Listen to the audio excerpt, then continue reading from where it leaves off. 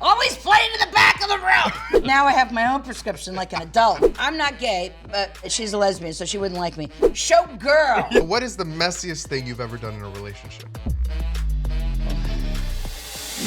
Welcome to the Logo Spill Bar, where tea is always on the menu. Okay, I got a little tea for you. We brought the bar all the way across the country for a special season of New York Mess. We're in New York, baby! Yay, how you doing? I'm gonna be drunk. I'm your bartender and host, Johnny Sibilly, and today's guest is Showbiz. Fresh off your fave queer comfort show, Somebody Somewhere, he's taking his rightful place as host of the first ever drag king reality competition, King of Drag. A comedian, actor, and a New York City nightlife legend, it's an honor to welcome Murray Hill. Showbiz. How you doing? I'm better now. Please hold your applause till now. Come on, everybody. Please give me a little love. Jesus, Johnny. How you doing? You look great. Thank you. I hate to start off with this, but am I getting paid for tonight? We'll talk about it. All right, Showbiz. Jesus Christ. All right, how am I supposed to get up here? Have a seat. Jesus Christ. Can we get a... Hold on, I got it. Let me try. Hold on. Yeah. Can you play some music? Yeah. Jesus Christ, you're huge. Just a minute. All right, don't touch me. Jesus Christ, here, help me. Where are you? Wait, yep, I haven't had a guy touch me like this since 1978. Look at that. Oh, I'm exhausted. Are we done? We're at the bar, baby. Cheers. Cheers. What are you drinking? I am drinking liquid Xanax with a little spritzer of cranberry and some seltzer. Yeah. Don't do drugs at home. No. Just out in the club, Just right? out in the club. All right, Murray. Somebody Somewhere. I just have to say, I personally love this show. 3 impeccable seasons. So tell me, how did it feel to be on a show that is so many people's queer comfort watch? It feels good. Yeah. And it always surprises me because last night I was in Vegas doing a show, Showbiz. Yeah. And, you know, what kills me, in comedy, when you're killing, you're doing great. Yeah. But the other kill me part is the emotional stuff, where it actually hits you, is I had this mother come up to me, and she was crying. And I was like, I'm sorry the monologue wasn't that good. I'm so sorry.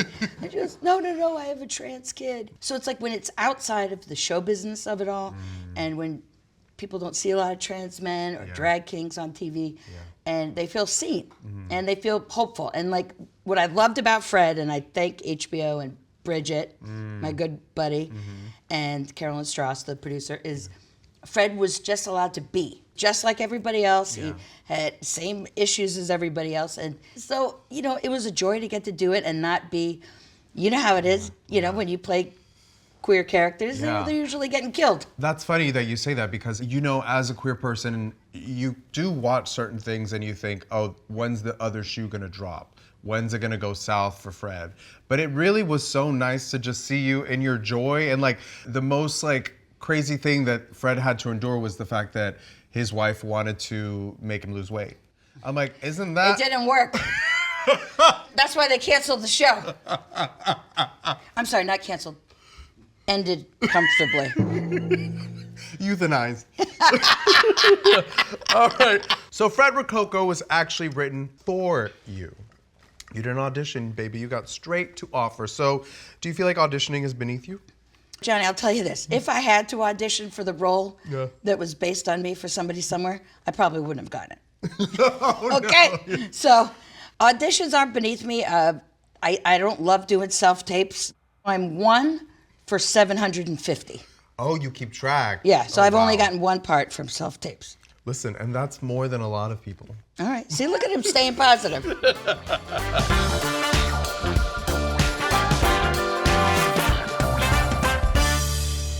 In the late 1990s, you were dubbed the reigning patriarch of the downtown performance community. And this year, you were awarded the Legend Award at the Glam Awards.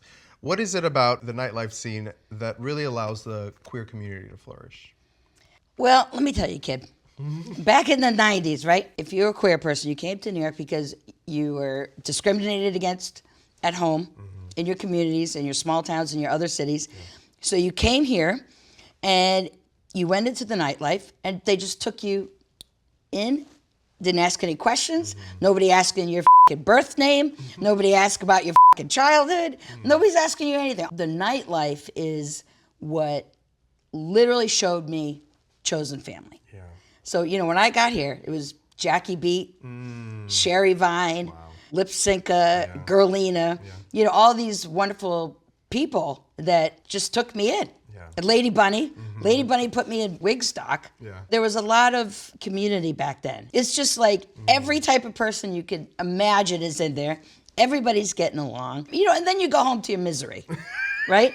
But it's that magical 3 hours of nightlife that was like queer paradise. Yeah. You're having fun, and you're getting some side action, if you know what I'm saying. Showbiz. So I still feel that when I walk into a club. It's just, it just feels comfortable. You've had to see some names, some pop divas. Are there any that stuck out to you over the years? You ready for this? You're never gonna guess. And you might be too young to even know what I'm talking about.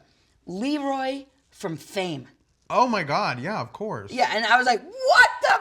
Oh my God, Leroy from Fame is here. Yeah. So that was a big one. And then Patti LuPone has seen me, Cyndi Lauper, some of those early, and I was just like, my God. Have any of the pop divas talked to you backstage and been like, so here's what you need to do, or I really loved when you did this? Patti told me, of course, she's told me two things. She said, always play to the back of the room. I'm like, okay. That was pretty good. Yeah, thank you. And then she told me about acting. Because, I'm not a trained actor. I just showbiz. And she goes, Murray, just remember this. Listen and react. Listen and react. That's all it is. So, yeah, is by being too loud, everybody's real quiet. No, that was, listen, when you're Patti. I'm playing to the back. There's no audience here. All right, you've admitted your fondness for showgirls. And in the modern era, we certainly have some showgirls of our own. We're gonna run down a list of current entertaintresses, and you are gonna tell us whether you would make them a showgirl or a no-girl. Sabrina Carpenter. I don't know who that is. Show no. Sabrina Carpenter. Am I ruining the game if I ask who it is? No, please. She's a small, petite, short and sweet, blonde. Great voice. Yeah, I'll look her up, and if she's short and petite, we go together visually. Yeah. Charlie XCX. Oh, I thought that was a guy. For real, I thought that was a guy. I've seen that name around. Okay. I think I like the music. Okay. Show yes. Love. Say showgirl.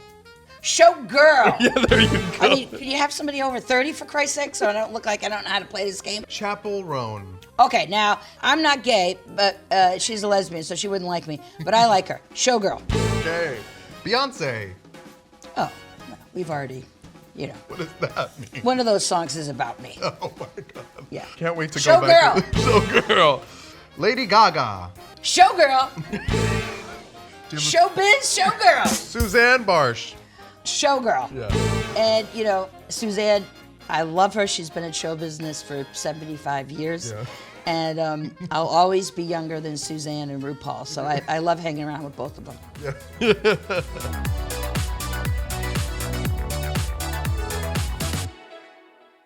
So you recently announced that you'll be hosting the first ever drag king reality show, King of Drag, on Reverie. For any performer watching, what is one thing that Murray Hill will be looking for in a winning king? I'm going to be looking for showbiz, showmanship. Yeah. Because you got to connect, right? Yeah. And you can be a great lip syncer, you can look great, Yeah. but can you connect? That's what I'm looking for, is that showbiz magic. Okay. What is one thing that you are not looking for? Sometimes the kinks, they take out their stuff. Oh. And, you know how it is when you shoot TV shows. You shoot in the morning. Right. I don't want to see a purple silicone 10-inch situation coming my way. Yeah. When I'm just trying to focus on the cue cards. I don't know if I agree, but... See? These gay guys. That's all they think about is cock. Oh, can I say cock? Yeah. You can say Okay. cock, cock, cock, cock, cock. Oh, anyway, Here's your new theme song. are there any celebrities that you think would absolutely kill it as a drag king? Besides Rosie O'Donnell? That is such an old joke. Okay, I'm sorry. You know who would be really good because they're already very handsome? Who? Tilda Swinton. Ooh. Those cheekbones. Yeah. And also that, I'll try to reference a young person. Is it Brandy Carlisle? Yeah. They'd be hot drag Yeah. king. Would you perform with either one of them? On stage. Listen, Johnny, much like today, Yeah.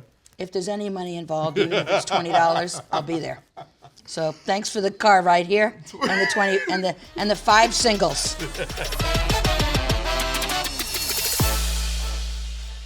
In 2023, you shared a picture of your partner, Michelle, publicly, which you've never done before.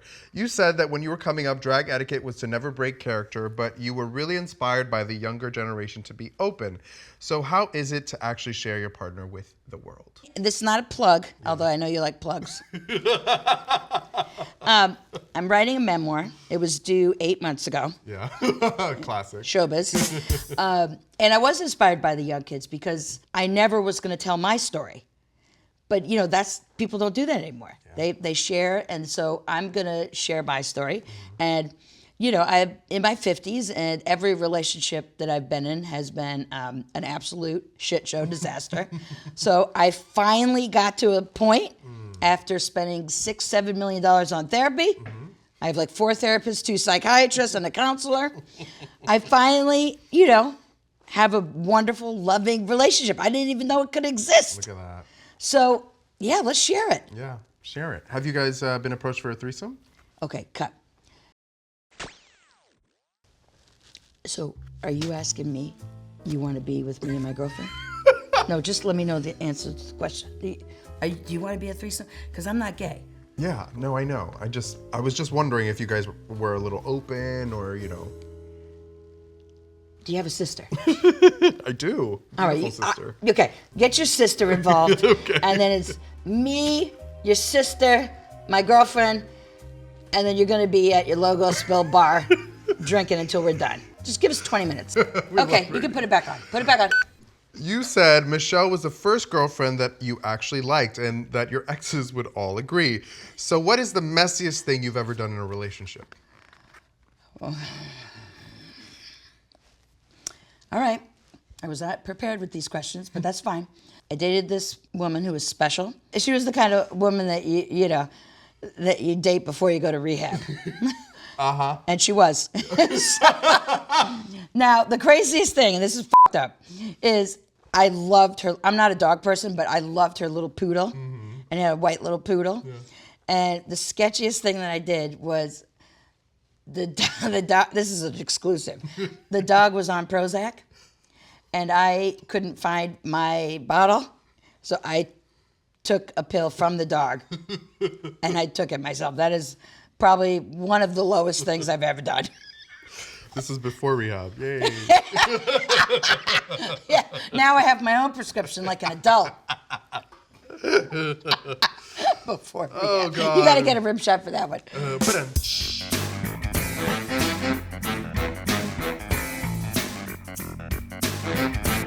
All right, Murray. You understand deeply the art of the mustache. One might call you a mustache expert. But I'm curious at how well you know celebrity mustaches, which leads me to a game we like to call Guess That Mustache. Okay, I'm ready to play the game. All right, so I'm going to show you a celebrity mustache, and you're going to have to tell me who it is. Oh, shit. Ready? Oh, God, that looks like my ex-wife. John Waters? It is John Waters. Hey! Ding, ding, ding, Still ding, looks like ding. my ex-wife. Don't want to say anything about it. They could have floss. flossed before that picture. Production should have photoshopped out that plaque. Who is that? Oh, Eddie Murphy. Eddie Murphy. Oh, dude, come on.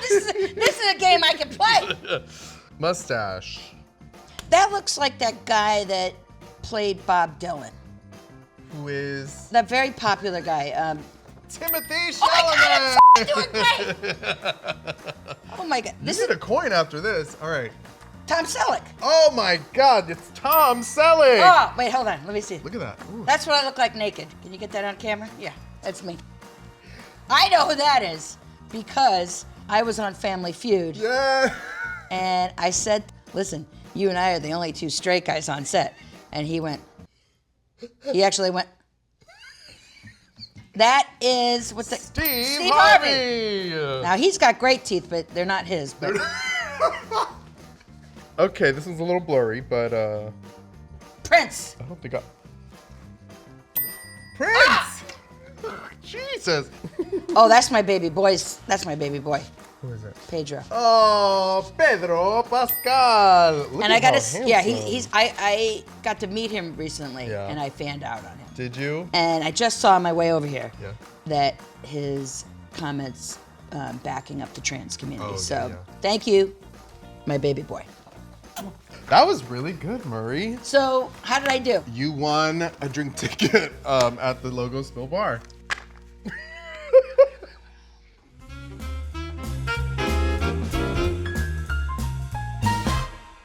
I'm gonna get earnest for a second. You said I work very hard to turn anger into action, and I think that's something that obviously we need right now more than anything. How do you not get stuck in rage? Well, good question. You know, I grew up in a very rageful environment. My personal opinion is it doesn't do anything. It's wasteful. It doesn't build bridges. It doesn't call for understanding. I'm not going to change who I am in this time. Yeah. I am not going to be callous. I'm not going to fight. I'm not going to call names. I'm not going to be hateful and divisive. I have to work overtime to be who I am. I'm not someone that's going to be like, oh, fuck yeah, blah, blah, blah. You know, I'm not like that. Yeah. But it's very easy to get into that headspace right now because it is a full court attack. Yeah. Every day.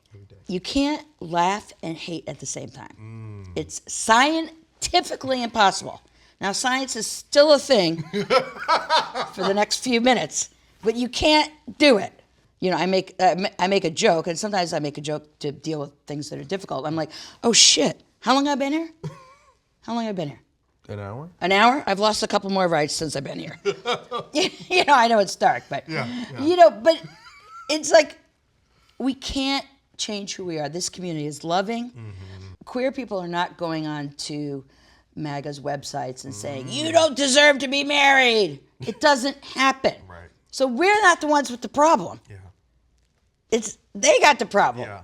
I've always been out, Yeah. but now I'm a little bit more unapologetically out Yeah. and who I am because the kids, Yeah. you know, You're out and you're in. take it easy. I'm not going in. Speaking of going out, we need to go out. Out. Showbiz. I'm here till Friday.